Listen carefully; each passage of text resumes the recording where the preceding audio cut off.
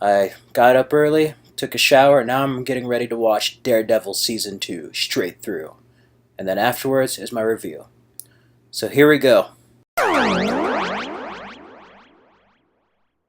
Hello, YouTubers. I just got done watching Daredevil Season 2, and it was pretty good. I enjoyed it. It's probably the fastest 13 hours you'll ever have binge watching. I do think that Season 1, though, had a little bit more of an edge compared to this season, and I get more to that later, but let's start breaking it down. First of all, story-wise, I thought it followed a clean-cut narrative. It doesn't suffer from what other shows do in their sophomore years, you know. They have new characters, but they continue to showcase the characters that were developed in season one, which I thought was a good thing. It didn't feel like they overstuffed it and put too much into like the season, kind of like how Flash is doing right now with like the Earth 2 stuff, and then like Heroes did it really horrible in their sophomore year of just adding too much and just convoluting the plot. They kept it really simple in Daredevil, and I really liked that, while also developing more of what they started in season one. They do a better job at cliffhanging this season. It does in a way where it cliffhangs and you immediately want to watch the next episode. It's like when you read a good book, the chapter ends, you want to go to the next one. You never want to leave, and that's really good for a binging experience. Visually, it continues the same look of season one a bit, but it kind of has more of that Punisher Warzone Jessica Jones feel with like the purple and like they mix with the color red with his red suit now, but it still has a green type of lighting, but it's just a little bit more colorful now. Um, but other than that, the cinematography and editing is just top notch. And if you're a fan of that hallway fight scene in season one on episode two, check out season two, episode three. I mean, wow, that's the best continuous chain fight ever made. Let me just say that. As far as the actors, Charlie Cox does a magnificent job as Matt Murdock slash Daredevil. I mean, it's nice this time around that we get to see the character in his iconic suit. I mean, I like the black suit, it grew on me, but it was so much better seeing him in the red for the entire season. But this season also gives Matt more depth as a character, and it shows us his challenges with not only his personal life, but his morality as Daredevil. In addition, it also shows us the consequences one must face being the devil of Hell's Kitchen. Eldon Henson jumps right back into being Foggy Nelson. He gets to play with a bit more as a lawyer this season, and now not only does he know about Matt's secret of being Daredevil, but he must keep that secret from Karen and other characters. So you get to see more of how that affects his personal life, and he's affected by what Daredevil and Matt Murdock do this season. Very much, and it's really cool to see him struggle with that while really coming into his own character. Deborah Ann Wall is probably given the most to do out of the returning characters as Karen Page. You get to see more of her investigative side, along with a bit of romance between her and Matt Murdock. And the romance is done very well. It feels very natural, doesn't feel very forced. They kind of hinted at it earlier, but you get to see more of it this season. And it does feel very realistic. It's not like some of the other shows where characters just get together. Now let's get to the Punisher, Frank Castle. He's played by John Bernthal, and holy shit, he does an amazing job, and it's just brilliant casting. Before this, my favorite Punisher was the Thomas Jane Punisher, but I also thought Ray Stevenson was okay. But what this Frank Castle is given is humanity. Yes, humanity.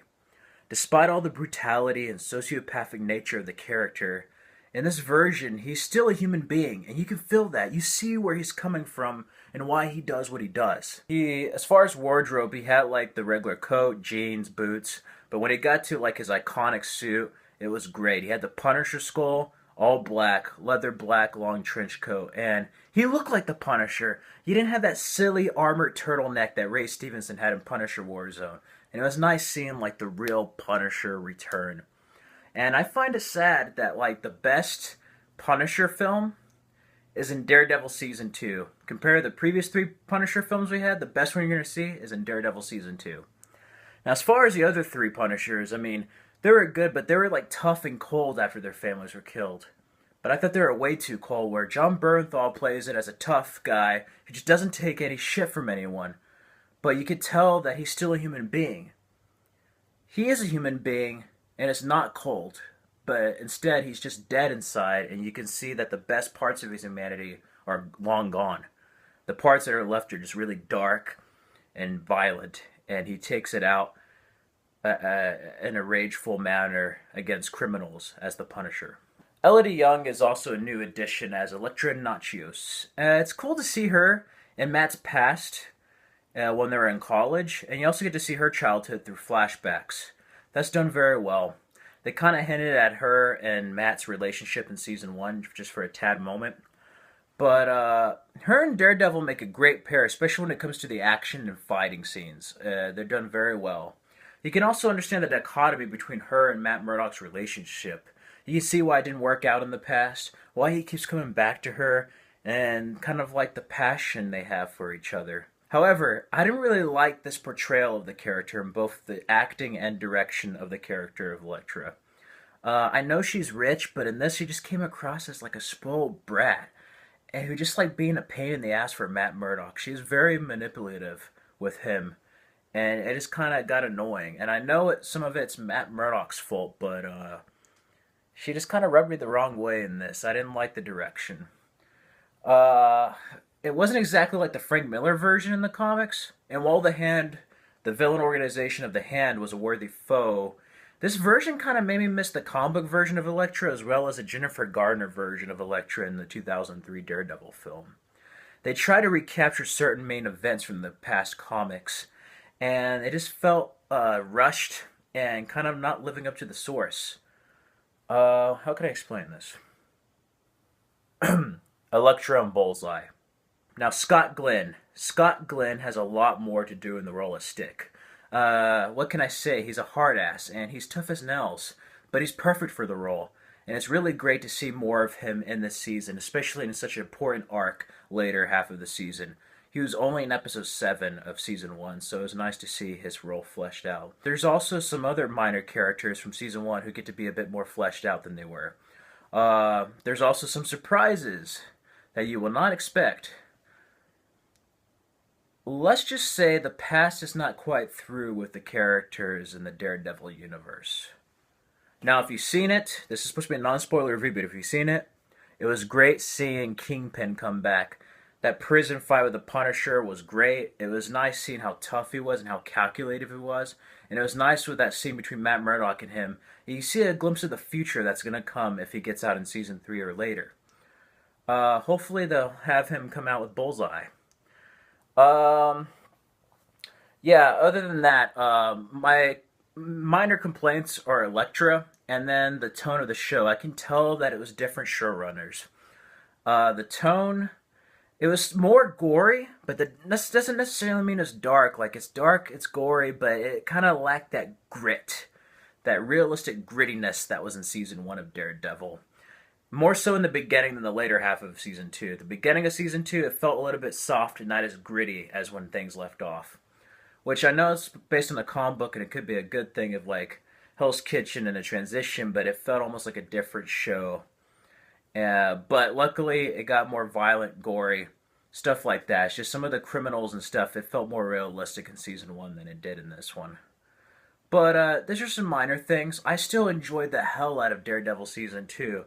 Season 1 and Season 2 are some of the best things we had on television from comic books. And I like how Marvel just dropped the Happy Meal stuff with this. It was nice. I also think Daredevil is better than Jessica Jones on both seasons of Daredevil. Jessica Jones is good, but it's sad how in Daredevil, they connect more to Jessica Jones than Jessica Jones connected to Daredevil. So you get to feel a bit more of the other universes that are out there in this season of Daredevil. And perhaps all of the shows on Netflix will build to something bigger with the Defenders and Inhumans. But if I have to give it a grade, I give Daredevil Season 2 an A- and a 4 out of 5. I don't get where all the negative reviews are really coming in. I really enjoyed the show, and I was like, some of these people haven't watched it. Spoiler, non-spoiler, especially when they said, well, Kingpin's not in the season. I could kind of agree with that, but I'm like, you clearly didn't see the whole show because Kingpin does appear, just in the later half.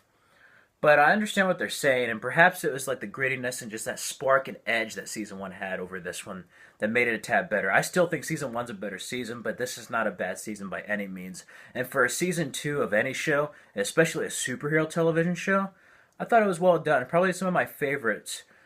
Season two is probably up there with Arrow season two and Smallville season two. I think it's better than Arrow as a show in a whole, but like it just really did a good job of what season two of a show should do, is just develop the characters a bit more than previously and not add too much, and just continue exploring the characters and giving them more depth, complexity, conflict, challenges, and just kind of opening up the universe and world and possibilities. But yeah, it was nice. Go check it out. I think I'm going to binge watch it again, but that's definitely a great show to binge watch. I started it at the morning, ended it just a couple of hours ago at night. Totally check it out. And yeah, those are just my quick thoughts and review of the season. I don't want to give too much away. Just go see it, enjoy. And that's this episode of Binge Reviews.